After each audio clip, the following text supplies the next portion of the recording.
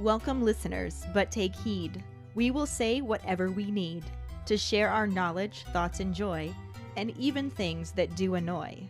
So join us now, but be aware, we have a tendency to swear. We'll dial it back a little bit. But frankly, we don't give a shit.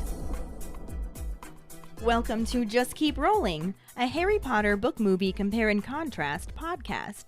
I'm Ellen, my co-host is Keighty, and we are officially wrapping up comparing the book and the movie, Harry Potter and the Goblet of Fire. Like I said last week, fucking finally! And let's just keep rolling into the rolling rehash. Last week we covered the first half of the final chapter of Harry Potter and the Goblet of Fire, chapter 37, The Beginning, and the somewhat corresponding film scenes. The Diggories surprisingly don't blame Harry for Cedric's demise. Hagrid, Madame Maxime, let half-giant bygones be half-giant bygones. Dumbledore may make the occasional mistake, but damn can he deliver a kick-ass eulogy. Anyone seeking closure in regards to Karkaroff ought not depend on the movie to deliver. After a year in a trunk, Mad-Eye Moody is now even more untrusting than he was before, if that's even possible. And, as always, when faced with the choice between what is right and what is lazy storytelling, Newell once again skips merrily down the wrong path. During episode 113, Headmaster out, snitches! Our Potter Pondering was... What are your overall thoughts about how the movie handled Dumbledore's speech about Cedric's death and Voldemort's return?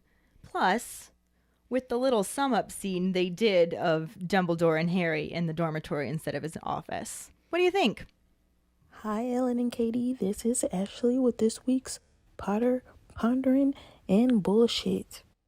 Because they are wrong for this. They are wrong. This is why there's a large chunk of the fandom that doesn't even fuck with Dumbledore.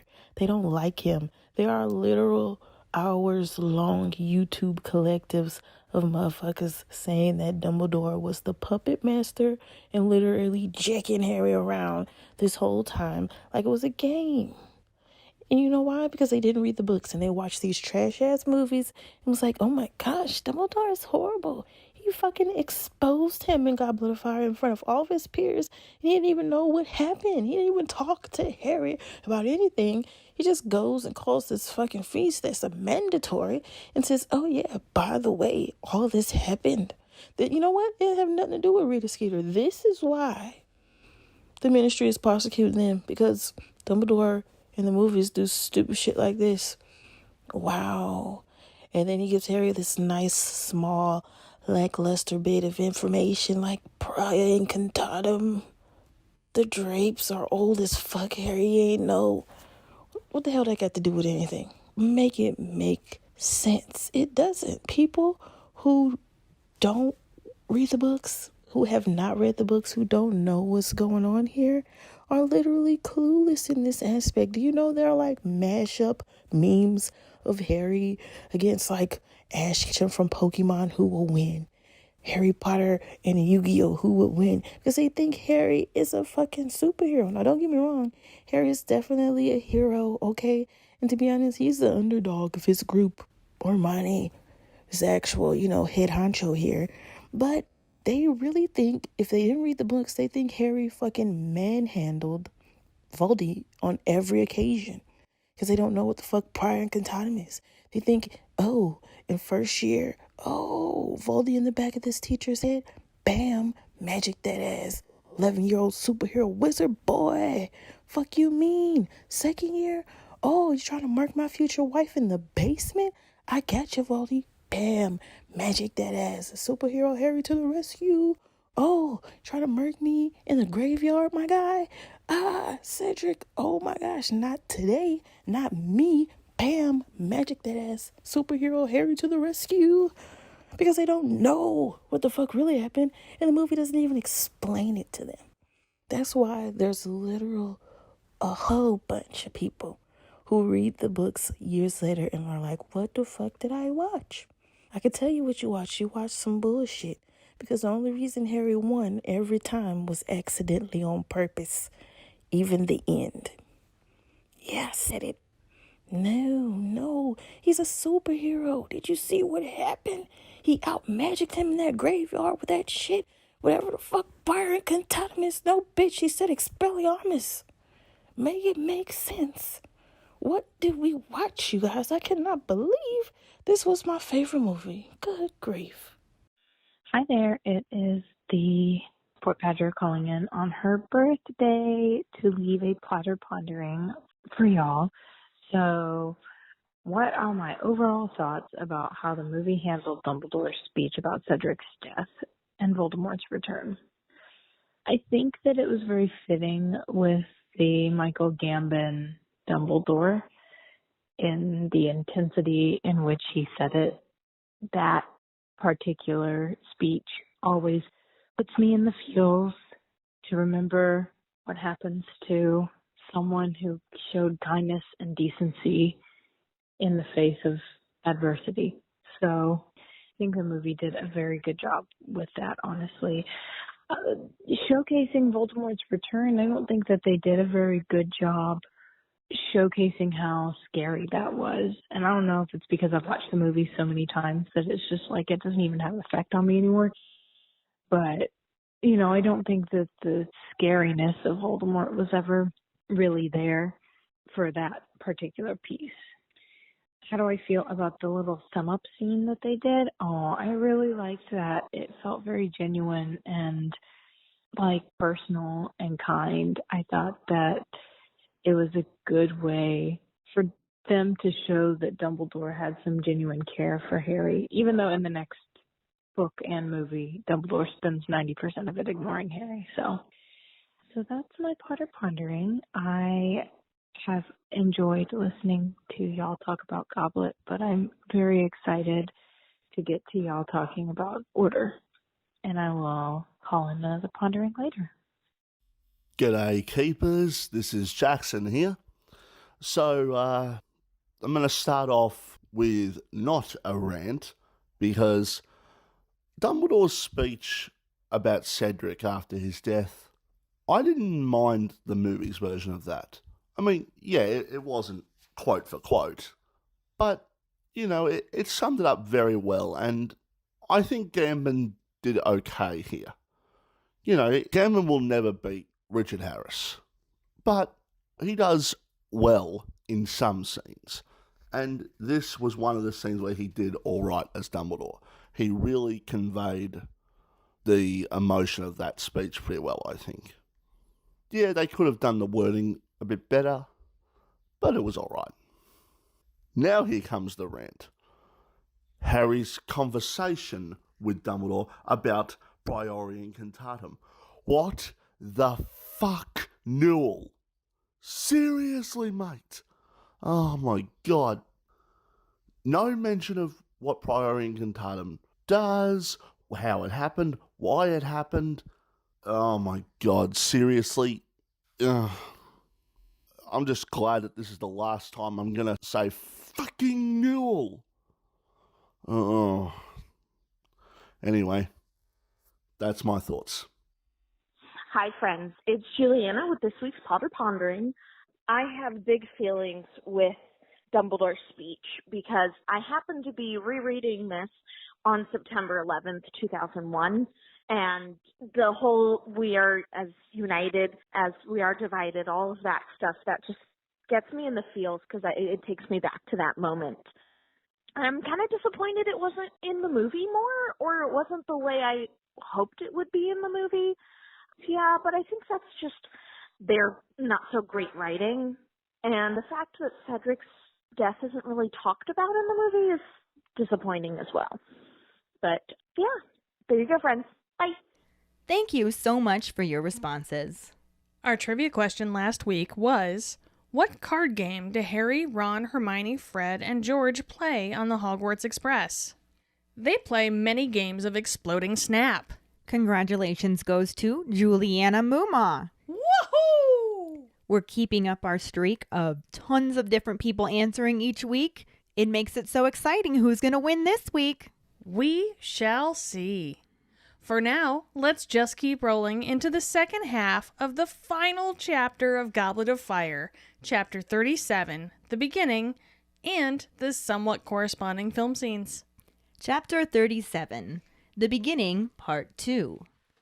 Harry has his trunk all packed, with Hedwig in her cage on top of it, and is waiting for the carriages to take them back to the Hogsmeade station in the crowded entrance hall with Ron and Hermione. It is a beautiful summer day, but the idea of arriving back at Privet Drive gives him no pleasure at all. He hears his name called and turns to see Fleur Delacour running up the stone steps into the castle. She holds out her hand to say they will see each other again, since she's hoping to get a job there to improve her English. Ron tells her that it's good already, and Hermione scowls when Fleur smiles at him. The beautiful witch says goodbye and crosses back over the lawns to Madame Maxime in the giant carriage.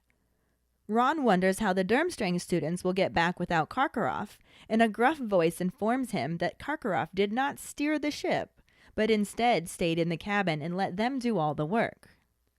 Victor Krum asks for a word with Hermione, who looks flustered but agrees. She follows him through the crowd as Ron yells after her to hurry, since the carriages will be there any minute. He then spends the next several minutes trying to see what they might be up to until they return. Krum tells Harry that he liked Diggory, who was always very polite to him, even though he was from Durmstrang with Karkaroff.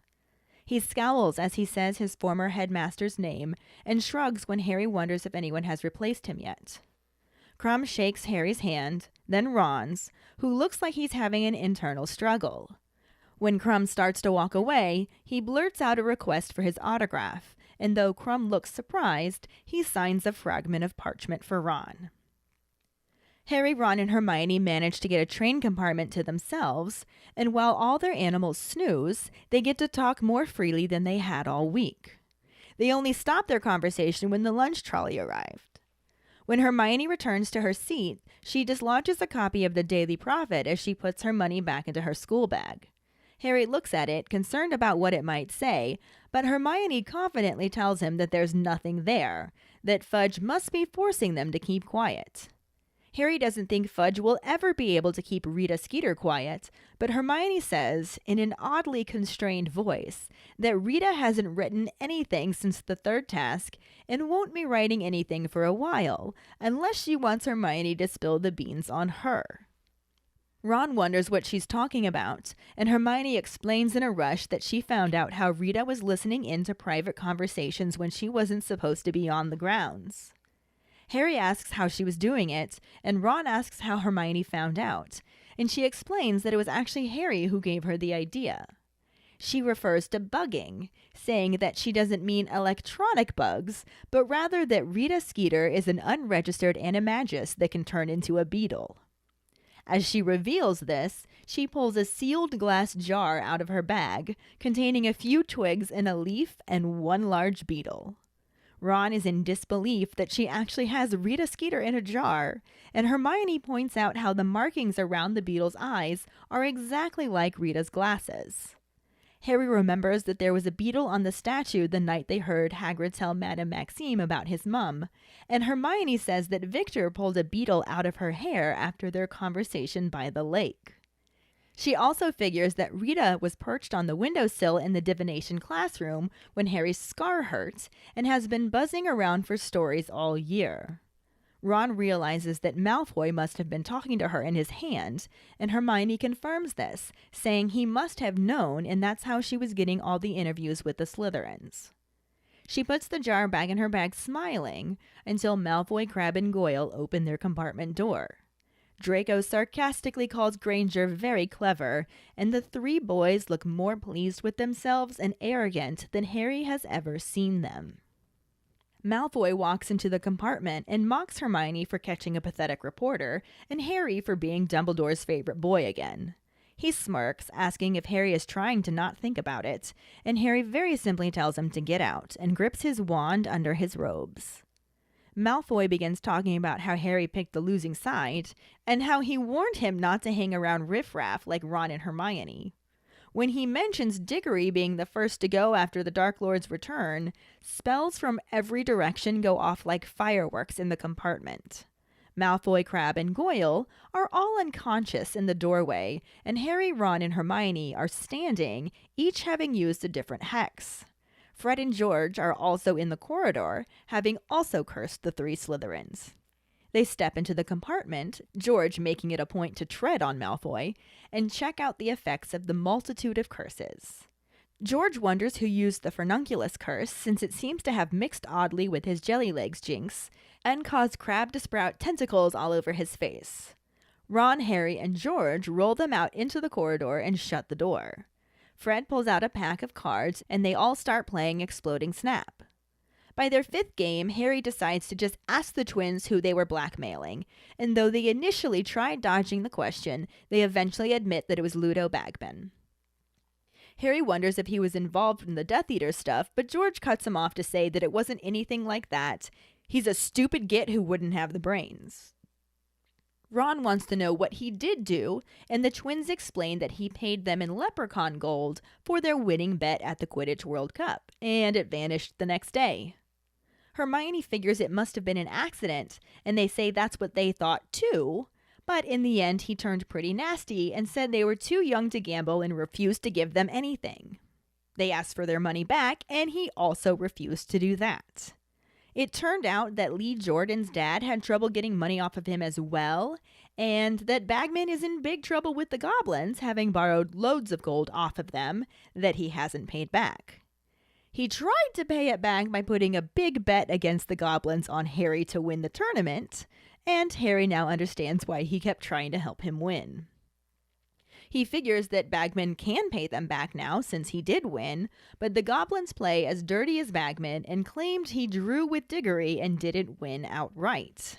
In the end, Bagman had to run for it, which he did right after the 3rd task.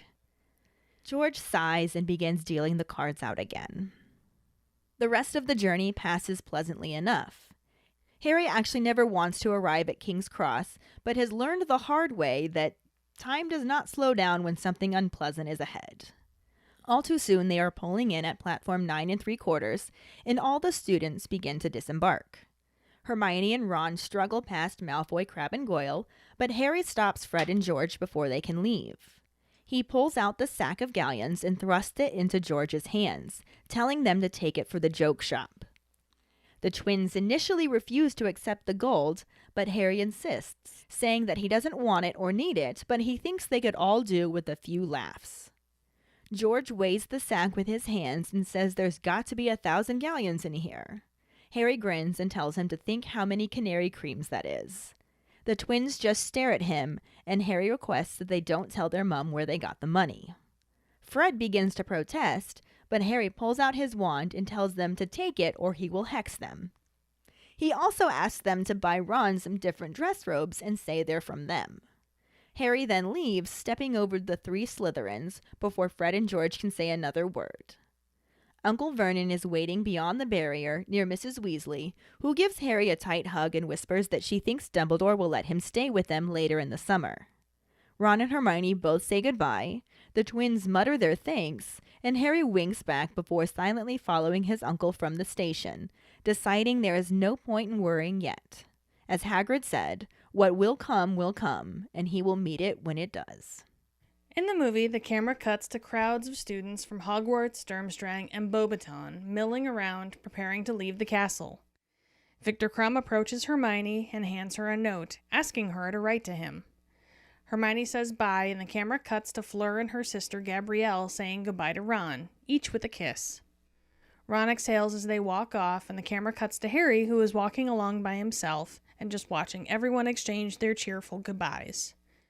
He finds himself smiling a little.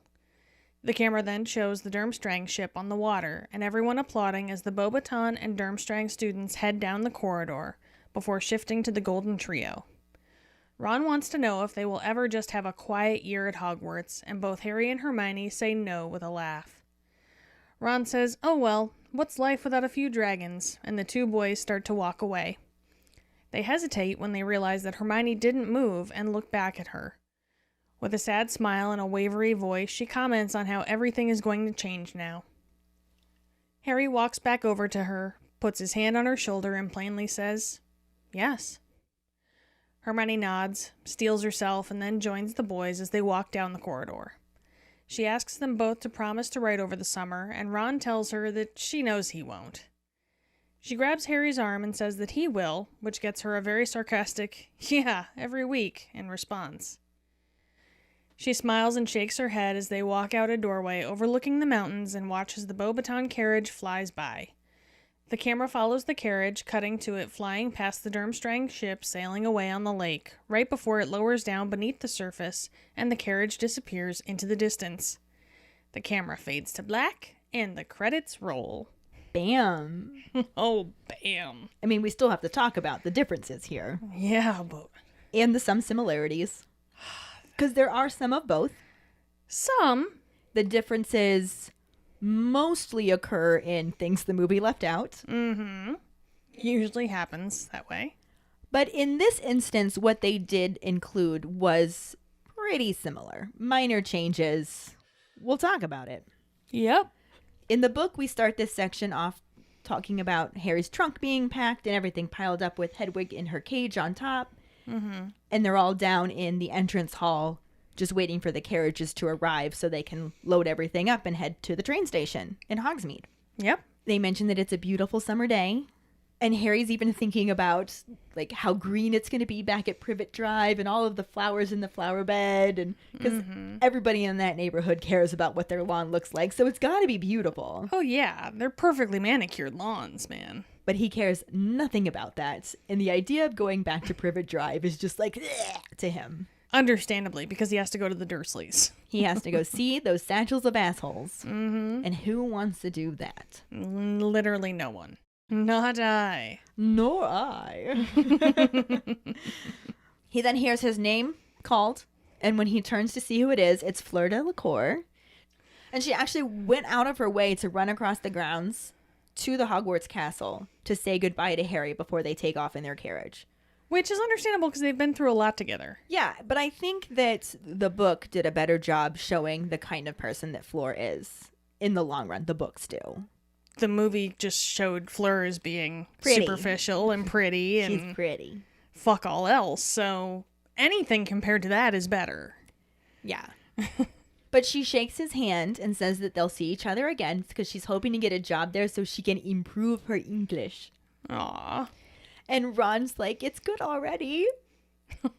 Ron, still trying. Yeah. And she smiles at him. I mean, you can't blame him for shooting his shot. Not at all. And it gets him a smile, Meh, hey, that's something. which makes Hermione scowl. Of course. I'm actually really looking forward to seeing this rewritten from Sarah's perspective as Hermione, you know? Yeah. It'll be I'm interesting. looking forward to this. For those of you that don't know, one of our patrons, Sarah Baines Miller, is actually rewriting all of the Harry Potter books from Hermione's perspective. Mm-hmm. She just finished the third one. They are incredible. Oh, they're so so far. wonderful. I love the depth she's given to Hermione. Mm-hmm. And she went all out with Azkaban, too. Yeah. She got really in depth with scheduling and just all the details and everything. And I'm so excited. Yeah. And I was telling her, the first one and the second one, they were really good. I enjoyed reading them. It was fun. It was still the stories, you know? Mm-hmm. This one, her own writing style is shining through it. Yeah. I saw that in the second one a little bit too. It was starting to sound a little bit more like her voice. Mm-hmm. The first one sounded a little bit too much like she was trying to imitate Rowling. Yeah. The second one, she got herself. The third one, it pays wonderful homage to the original story. But her voice, and she's really fucking funny. Mm-hmm. Her voice and all of the little Easter eggs that she put in there that make references to the movies or our podcast or Echo Cordy because of his role as Bem. Like, oh my God, it's a wonderful read. So we posted that on our Facebook page, and I'll make sure to repost it again when she gets the whole thing uploaded. But you guys should definitely check it out if you hadn't. But like I said, really looking forward to seeing this particular moment with Hermione having that little bit of jealousy towards Ron and Fleur. Little tinge, if you will. And then the beautiful witch says goodbye and just runs back over the lawns back to Madame Maxime in that giant powder blue carriage and gets ready to go. Like you do. Right. Mm-hmm. As Ron watches this happen, because, you know, he loves to watch them walk away. Facts. It makes him wonder how the Durmstrang students are going to get back without Karkaroff to steer the ship. Mm-hmm. And out of nowhere, this gruff voice comes up behind him, and he's just like, Karkaroff didn't steer the ship. That son of a bitch let us do all of the work. He literally like ate bonbons in his cabin while we did everything. Although I'm not going to lie, based on how he treated Crumb when they first arrived at Hogwarts, I think Crumb was in there with him eating those bonbons and not doing any of the work. But Right. Either way, color me not surprised. right. Karkaroff is such a bitch. Yeah, and he didn't do any of the work, so the Durmstrang students all know how to get themselves back, but it seems interesting to think that there's not going to be an adult with them. Yeah. Because Harry does ask, did anybody replace your headmaster yet? And Crumb Yeah. just like shrugs. So no, I guess that's a no. Apparently not. It just seems so odd that, like, how will this not become Lord of the Flies Part 2 is what I want to know. Like, Well, in the book, it's not all boys. well, there's that. There is that. They have the girls for the voice of reason, I suppose. I guess. If it was the movie, it would totally be Lord of the Flies Part 2. Definitely Lord of the Flies Part 2. Holy shit.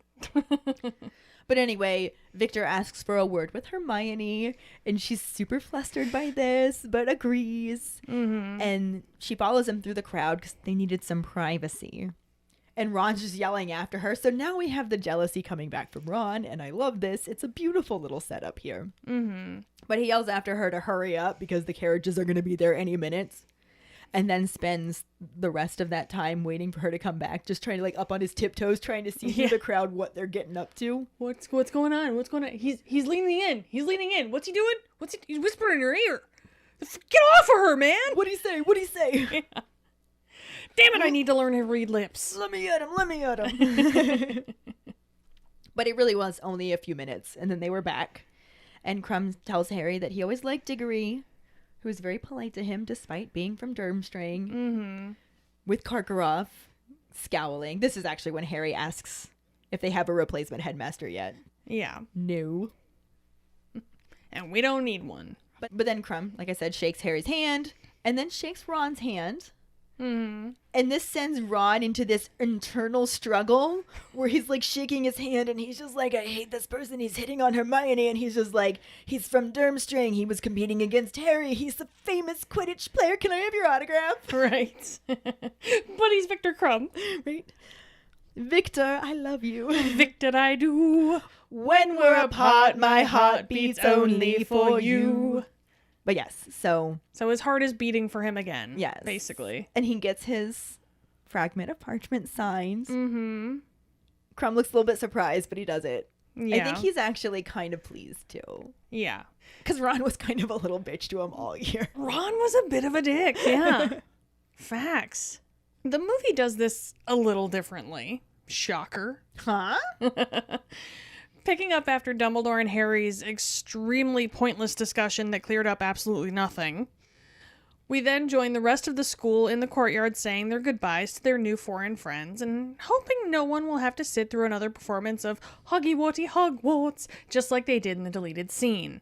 Because that was dumb. It was awkward. It was awkward as hell, and I'm still so glad it was deleted. And one thing I do want to point out here as a difference is they have everybody in the courtyard as opposed to the entrance hall. Yes. Minor change, similar gist. Exactly. Victor goes up to Hermione and passes her a note asking her to promise that she'll write him. Sort of ding. Sort of ding. That was a bing. It was a bing. Ping. Maybe a ping. Hermione doesn't really say she will. She just gives him a somewhat non-committal bye. That always struck me as odd. Because he's like, write to me, promise. And she just goes, bye. Like, that's not an answer. That's not a promise. That's not what you did. But moving on, I digress. We next see Gabrielle and Fleur de la Cour approaching Ron to say goodbye, kissing him on the cheek and the forehead respectively. Ron blows out a breath as they walk away and thinks about how much he's matured. Since beginning of the year, Ron would have watched them walk away. Because he loves to. Uh-huh. And Book Ron does. He does. And another change from the book is that Fleur was saying goodbye to Harry, not Ron. Mm-hmm. There were no kisses, forehead, cheek, or anything. Yes. Ron was present for this moment. He does have the little exchange about her English already being good. Yeah. But Fleur went to say bye to Harry, not to Ron. Yeah.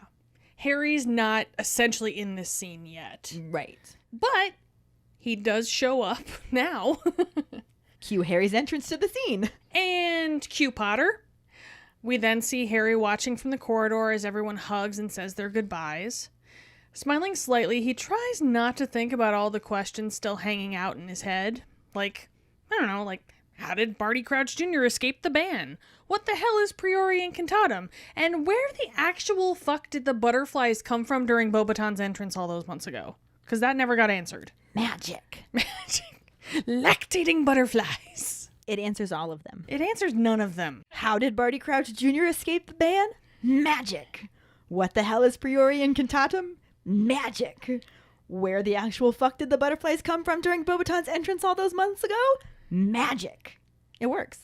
I mean, yeah, it works, but not in a clear and concise storyline. Oh, you wanted clear and concise? You gotta read the books. That's right. This is the movie where everything's made up and the books don't matter. But we then see the Durmstrang ship on the water as 2 cannons are fired. And they really shouldn't have let Filch hang out on the boat by himself in hindsight. Just saying. Him and his premature evacuation of cannons. Impressive that he got 2 off that quickly. Right? He's getting better. Is or he, worse. though? Not sure. Moving on, as the girls of Beauxbaton and the boys of Durmstrang make their way down the corridor as all the Hogwarts students applaud, we join our golden trio in their yearly trip to the Department of Closure. Though it doesn't really close anything, let's be honest. It closes a door. It closes another year at Hogwarts. It closes another year at Hogwarts. Silly Ron wonders if they will ever just have a normal fucking year at Hogwarts. Harry and Hermione both chuckle and say, hell no. Make the movies really boring if they did. Right? Ron should have known what he signed up for when he saw Harry's scar on that first day on the train. Like, come on. Pretty obvious. Big ol' scar, you're in for a fuck ton of trouble. That's what we do. But Ron shrugs and says, what's life without a few dragons? Because Dumbledore isn't the only one who can speak a motivational poster. I mean, obviously he looks up to his hero. Right? Or maybe it goes along with that whole theory that I was gonna Dumbledore say. is Ron. It reminds me of the Time Turner Ron theory. Yeah. Where Dumbledore is actually Ron, having traveled back. Which I also ultimately disagree with. Well, yes. But that is a completely different podcast episode. Basically. Facts. The 2 boys start to walk away but hesitate when Hermione doesn't follow.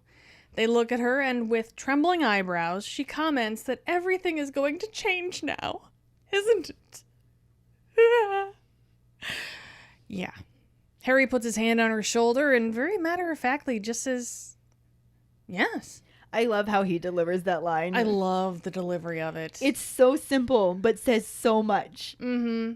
I don't know. There's just something about his delivery that really shows how much he's grown as an actor at this point. And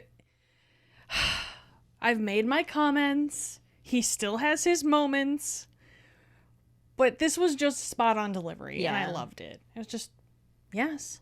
It was like, I wish that I could reassure you and say no, but I can't. I'm not going to lie to you. Truth is generally preferable to lies. Mm-hmm. Yes. Yeah. We fucked. But Hermione nods, takes a deep breath, and joins the boys in their walk down the corridor as she makes them both promise to write her over the summer holiday. Ron reminds her who the fuck he is and laughs at such a silly demand, while Harry says he will in the most sarcastic way possible, despite the fact that just 2 years ago he was whinging about how he hadn't gotten any letters or news from his friends all summer. But, sure, Harry, go off and be a dick like that. Like it's a federal crime when someone else doesn't write to you, but you're not going to bother to write to them. But Hermione smiles, shakes her head, and rolls her eyes, because that's all you can really do at that point. And we know in the books that they all do write each other. Mm-hmm. But she smiles, shakes her head, and rolls her eyes, because it's about all you can do at this point. And she drags them out to watch the Beauxbaton carriage fly off into the sunset as the Durmstrang ship sinks back into the Black Lake. The music swells, and the screen fades to black, and we are finally fucking done with this fucking movie!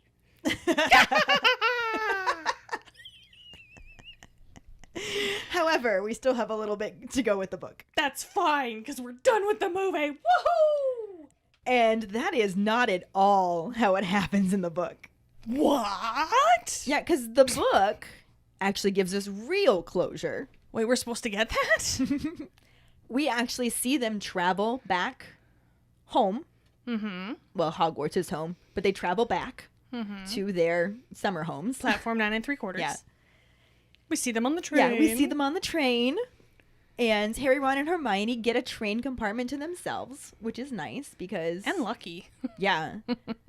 Honestly, there's probably a lot of people that don't want to sit with Harry at this point. They probably still think he murdered Cedric.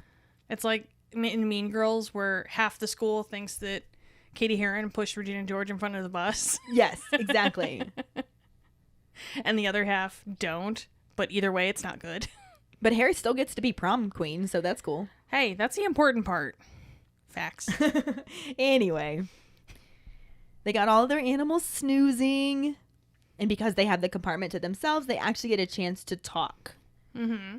And this is the first time that they really talk about what happened. It's not mentioned what their conversation is in the book because they don't need to recap it for us. Yeah.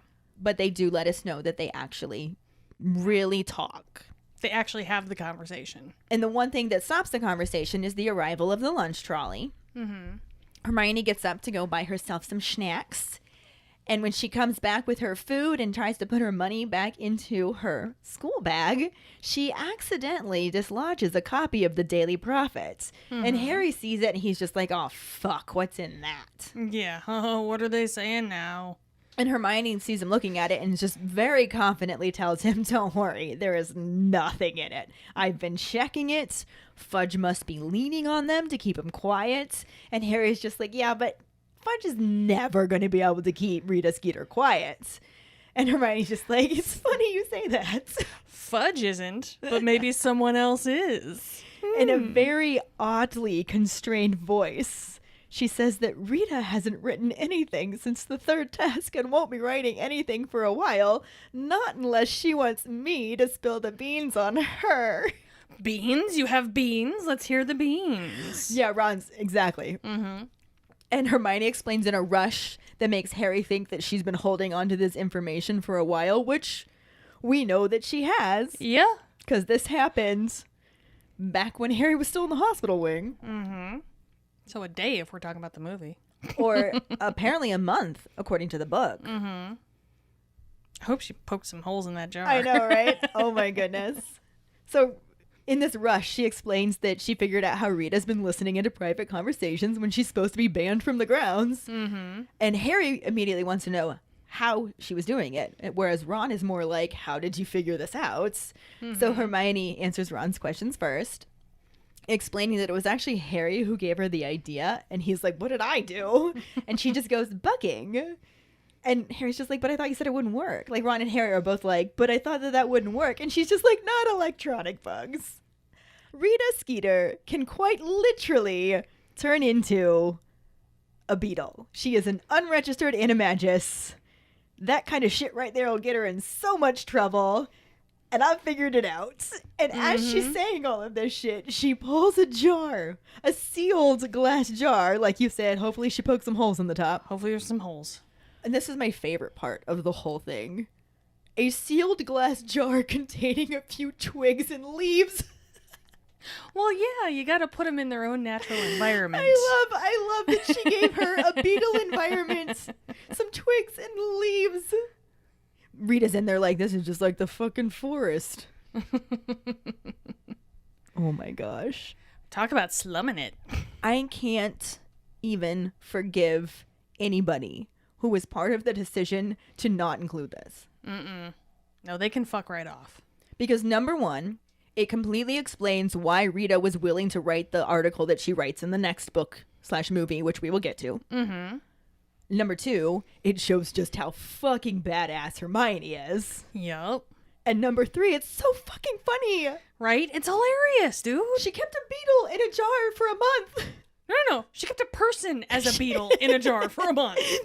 You're right. Yes. She kept a person that was in a beetle form in a jar for a month.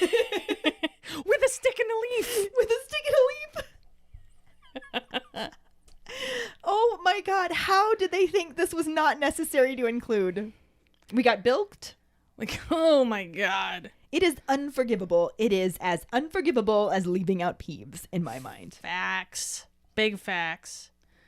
All I wanted was Beetle Rita. That's all I wanted. Right. That's really hard to say, by the way. Beetle Rita. Beetle Rita.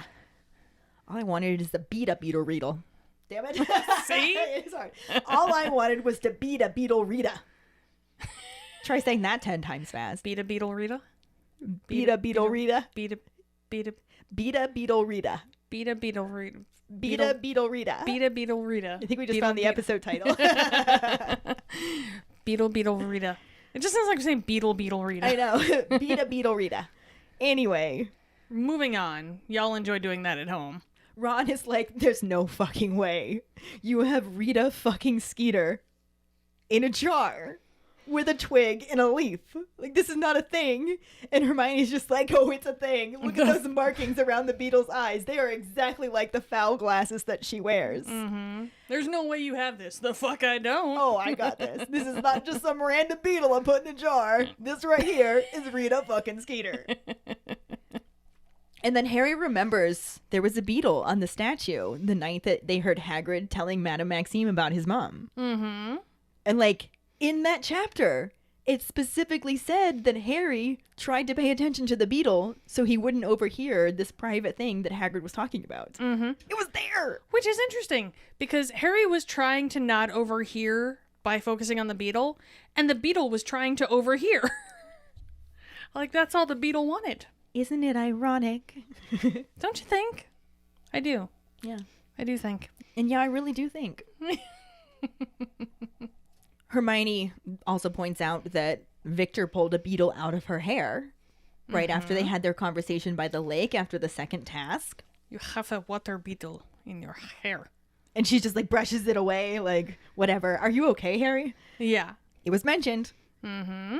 So she figures that Rita was in beetle form, perched on the windowsill in the divination classroom because Harry opened the window. It made mention of an insect buzzing around. Mm-hmm. When Harry fell asleep and had the dream and woke up with his scar hurting. You can never take anything for granted. Right. You really can't, and this is proof of that. I can't believe how much this was set up to just be completely ignored for the films. Mm-hmm. Just completely ignored. Yes. It's criminal. No! But anyway, so she figures that she was buzzing around for stories all year. Mm-hmm. In beetle form, because she wasn't supposed to be there in human form. Technically, she wasn't supposed to be there in beetle form either, No, but definitely not. that was a loophole she was not caring about. Facts. Ron realizes that Malfoy must have been talking to her in his hand when it looked like he was using a walkie-talkie. Mm-hmm. And Hermione's just like, yeah, he had to have known all along. And that's how she was getting all of those interviews with the Slytherins, because they were highly publicized, quoting horrible things about Harry and Hermione and Hagrid and whatnot. Yep. But she's pretty pleased with herself, and she puts the jar back in her bag, smiling. And this smile is somewhat wiped off of her face when Malfoy, Crabbe, and Goyle choose this opportunity to just barge in. Of course. They just open the door. Draco sarcastically calls Granger very clever. He's like, very clever, Granger. It doesn't say sarcastically in the book, but I know he's not being sincere, so I added in sarcastically just because Draco. Sarcastically or maliciously, even. Yeah. I would take either. But he sure as hell wasn't being nice about it. Definitely not. And Harry notices that the three boys look more pleased with themselves and arrogant than he has ever seen them. Mm-hmm. Which is impressive because Yeah. they're pretty fucking arrogant to begin with. But now they think they're big boys on campus. Mm-hmm. And Malfoy uses this big boy power to just walk right into the compartment as he mocks Hermione for catching a pathetic reporter and Harry for being Dumbledore's favorite boy again. Excuse me? That never stopped. Right?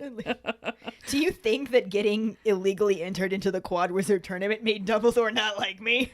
Like, no, dude. I was always his favorite That's guy. cute. That's cute. You're so jealous. Aw, baby. But he takes it a little step further and smirks, going, "Oh, are you trying to not think about it?" I'm trying not to think about how much I want to punch you in the face. Well, Harry doesn't say that. He says, He's thinking it. I'm sure he is, but he says, "Get out." However, he does grip his wand under his robes. He is preparing for the inevitable. Straight and to the point. You have to respect that. And Malfoy, who has no idea how to read a room, starts talking about how Harry picked the losing side. He's just like, "Remember, I warned you the first time we met that you shouldn't hang around with riffraff like these people. Like blood traders and mudbloods." And he was like, "They're going to be the first ones to go. Now that the Dark Lord, well, the second ones. Diggory was the first one to go." Oh, son, you just signed your own death warrant. And then within seconds of making that comment, it was like fireworks went off in the train compartment. Yup. And those 3 Slytherins just end up unconscious on the floor, looking a little worse for the wear. And Harry, Ron, and Hermione are all standing, having each used a couple different hexes. And as it turns out, Fred and George are in the corridor, having also used some jinxes on these assholes. Right? So they just got bombarded. They did indeed. And the twins step into the compartment with George making it a point. I love this. So the twins come in the compartment to see what's going on, and George makes it a point to step on Malfoy as he's entering. Not to avoid him. Well, how do you not? He makes it a point to step on him. I think of it very much the same way as how Sirius was not bothering to stop Snape's head from hitting the ceiling. Yes, very pointedly. Yes. If you will. Steps on him. I love it. And he checks out the effects of the multitude of curses, and he's just like, "Who used the Furnunculus curse?" And Harry's just like, "Oh, that was me." I did that. Which was our trivia question from 2 weeks before, because we didn't realize we would need to split this chapter into 2. Yep. And George finds the effects extremely interesting, since it mixed with his jelly legs jinx and caused Crabbe to sprout tentacles all over his face. Again, that's a hentai I've seen. I mean, I'm pretty sure that they decided it made him look better, though. Was that in this book? I feel like in any book, that would be the truth. This is an improvement to his looks. Yeah. Anyway, Ron, Harry, and George roll them out into the corridor and just shut the door on him. They just leave him in the corridor, Sure. covered in tentacles and other random shit. Unconscious. Fuck you all. Facts. Fred pulls out a pack of cards, and they all start playing Exploding Snap. Which was our trivia question. Yep. About halfway through game 5, Harry's just like, "Fuck it, I'ma ask him. Who were you blackmailing?" And the twins are initially like, "Oh, no, it's no big deal. It's over. It's done with." And they're like, "No, really, like, we all want to know, who were you blackmailing? What was going on here?" Inquiring minds want to know, twins. Exactly. And they were like, "Okay, fine. It was Ludo Bagman." And Harry's just like, "What? Did he have anything to do with The movie. I mean, no." Which is also the answer to what Harry was actually asking, because George is just like, "No, it was nothing like that at all. He's a stupid git who wouldn't have the brains to be involved with Voldemort's return to power." So Ron wants to know what he did do, yeah. understandably. And the twins are like, "Well, remember that bet that we made at the Quidditch World Cup that Ireland would win, but Crumb would get the snitch, and then we turned out to totally be right, and we bet all of our life savings on that and got paid, and we were going to use that to start our joke shop? Yeah. Funny remember all that? story. The asshole paid us back in leprechaun gold." Because he's a dick. And Ron's just like, "Well," and they're like, "Well, it vanished the next day." And Hermione's like, "Well, that had to have been a mistake." And they're like, "Yeah, that's what we thought at first." Give him the benefit of the doubt. Right. Sure. So we let him know, and in the end, he just told them that they were too young to be gambling, and he wasn't going to give them anything. Yeah, son's a bad loser. Yeah. And so they're like, "Okay, well, can we just have our money back?" It was like 37 galleons. Yeah, a lot of fucking money, And man. some sickles and nuts. And a trick wand. Can't forget the trick wand. But they were like, "Well, can we have our money back?" And he flat out refused to do that, too. Well, now it's time to lay some smack down. Asshole. Mm-hmm. And then it ended up turning out that Lee Jordan's dad also had trouble getting money from him. I imagine he placed a winning bet as well. Mm-hmm. Probably also got leprechaun gold. Sneaky little bastard. If that, he probably knew he couldn't trick Lee Jordan's dad. Yeah, I don't know. Regardless, Yeah. had trouble getting his money off of him, and it's all because he borrowed loads of gold from the goblins. Mm-hmm. And they cornered him in the forest at the Quidditch World Cup and literally took all of the gold that he had on him that he had collected for these bets. So he literally did not have the money to pay to these people. Yeah, don't fuck with the goblins, man. Oh no. That'll teach you. He found out what awaits the sin of greed for sure. Facts.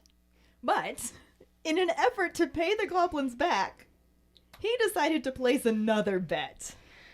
'Cause that makes sense. This time betting that Harry Potter would win the Quad Wizard tournament. Mm-hmm. And Harry's just like, well, now he can pay you back because I won. Right? And Fred and George are like, well. About that. So the goblins play just as dirty as Bagman. And they claimed that you drew with Diggory when Bagman was betting you'd win outright. So they refused to pay, and Bagman just had to run for it, which he did right after the third task. Boy, doesn't it suck when plans backfire on you. Yes, loads. Yes. Boy, doesn't it suck when you get a taste of your own medicine. Yeah. But George sighs and just begins dealing out the cards again, because what else can you do? They lost their money. They have no way of getting it back. Bagman's in the wind. Yeah. They're just shit out of luck. There's nothing they can do about it, yeah.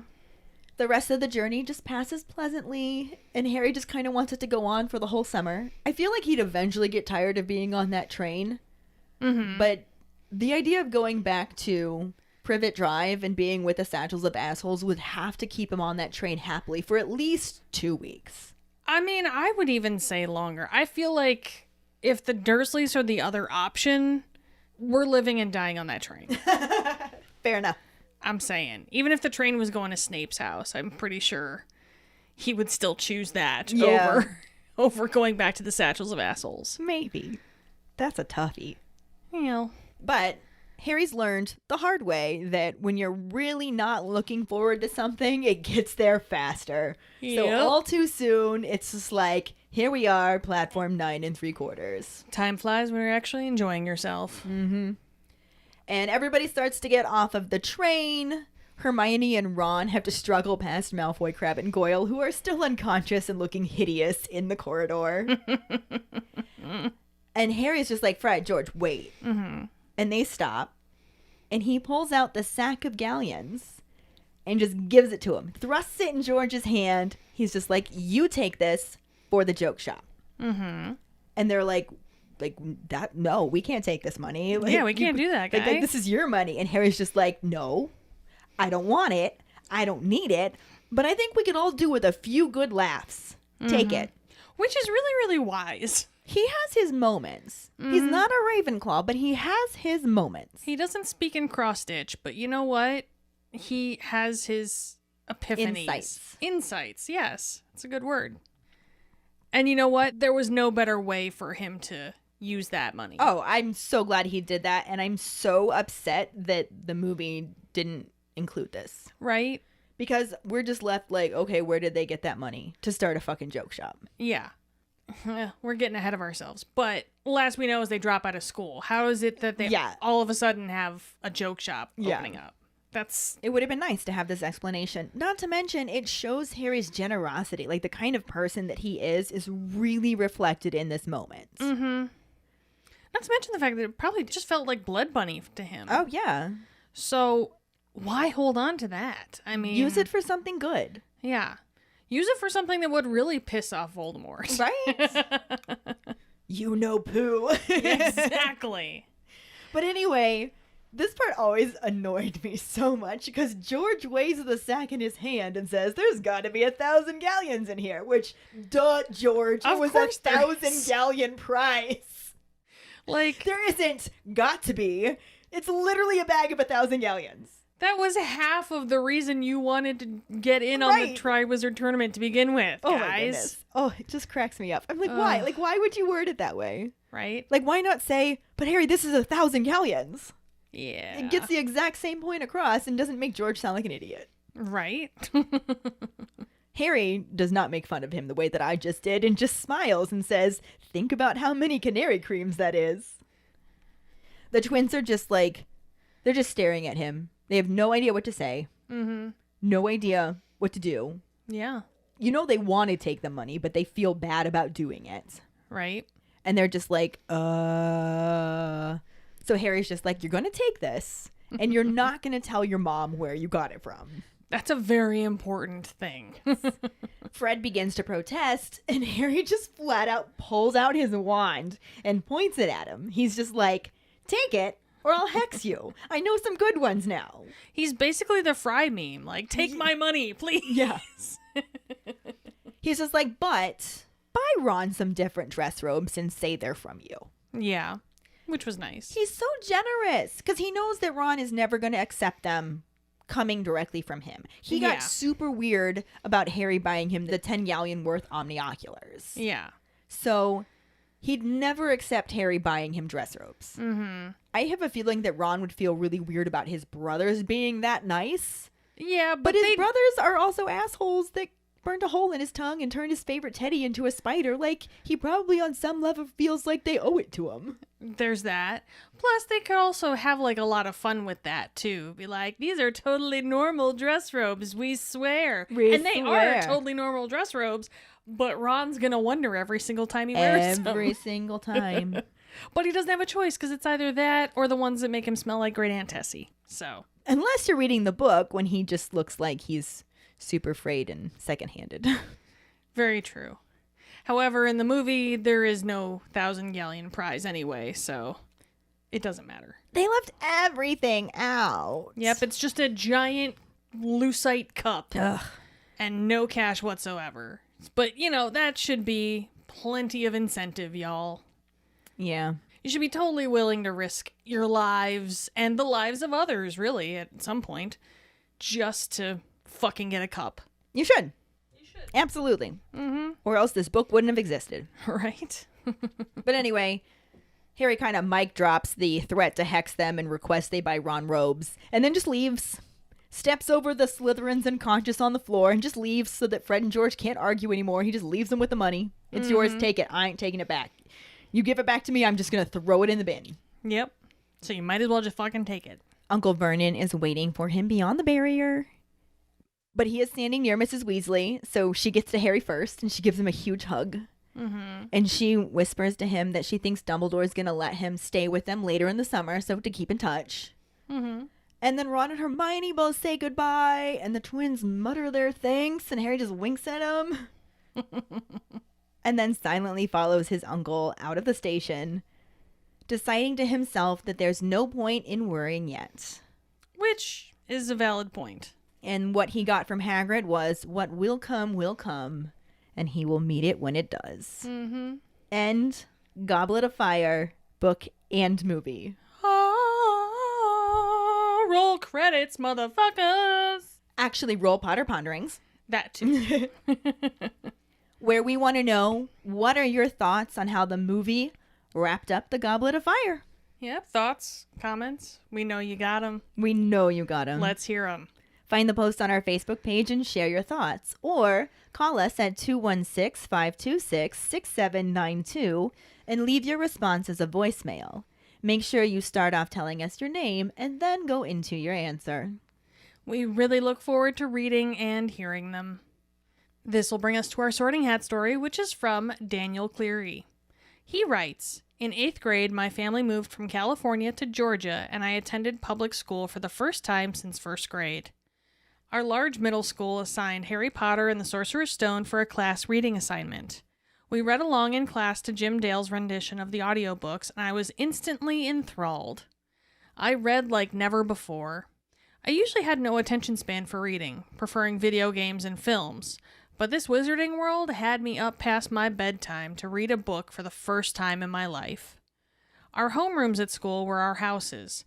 I had the science teacher, so we got Slytherin, which ended up being my sorted house also.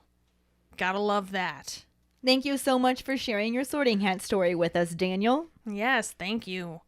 And if any of you other keepers out there listening would like us to read your Sorting Hat story on a future episode, you can email it to us at justkeeprolling@gmail.com.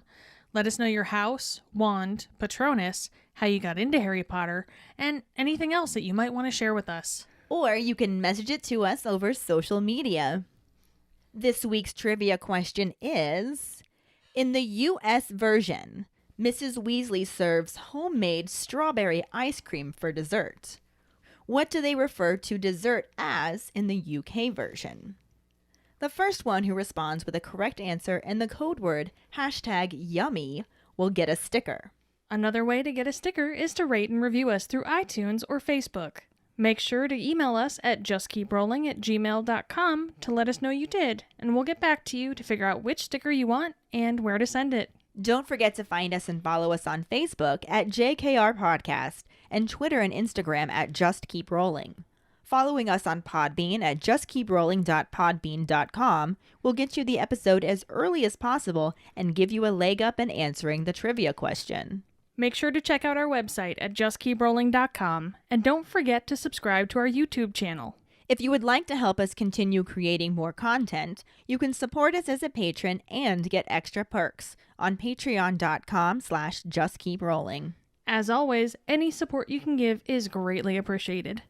We also just want to take a minute to wish our first patron, our number one keeper, I'd say. Yeah, because she was like the first of so many things. she was one of our first listeners. Our support badger, Yes, Carly. Carly Ferguson, gets a very special shout out today because it is her day of birth. It is, and we are very glad that this day happened, because without it, we would have no support badger and we'd be very sad.